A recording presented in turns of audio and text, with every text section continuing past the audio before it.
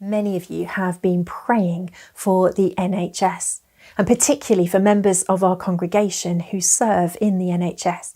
So let's hear from a few of those people now. I'm Andy. I'm a GP in Seacroft. We spent most of last year working out how to do consultations remotely rather than face to face, doing most of our consultations by telephone or sometimes by video. The challenges that have come to us most recently is working out how to give hundreds of COVID-19 vaccines whilst keeping the day job going. To do this, we're working together with other practices in the area, along with volunteers from many walks of life. There's a buzz in these clinics and we're having lots of gratitude from the patients when we're giving them. And it's been exciting to be part of something which seems to be the light at the end of the COVID-19 tunnel. Hi, my name's Sarah and I'm a nurse.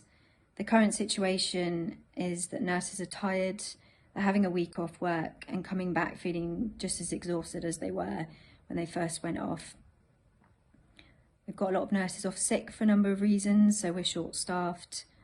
I believe that the BAME nurses aren't getting the support that they need.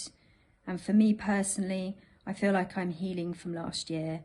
I worked in a very busy acute ward where I saw a lot of things, and I think now I'm on a quieter ward where I'm just processing it all.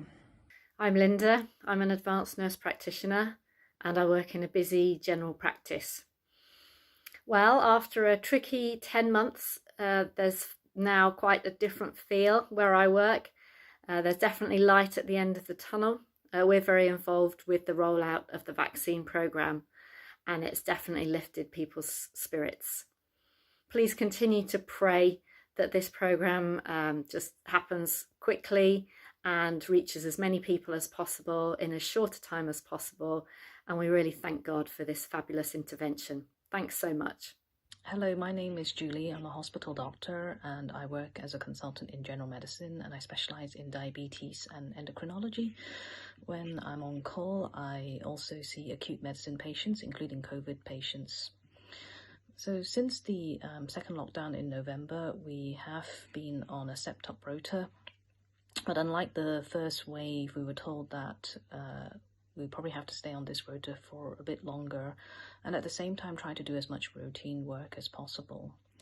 At the moment, there are no signs that this rota is going to step down. And if anything, we've recently been told to prepare that it might step up further if the hospital admissions keep rising.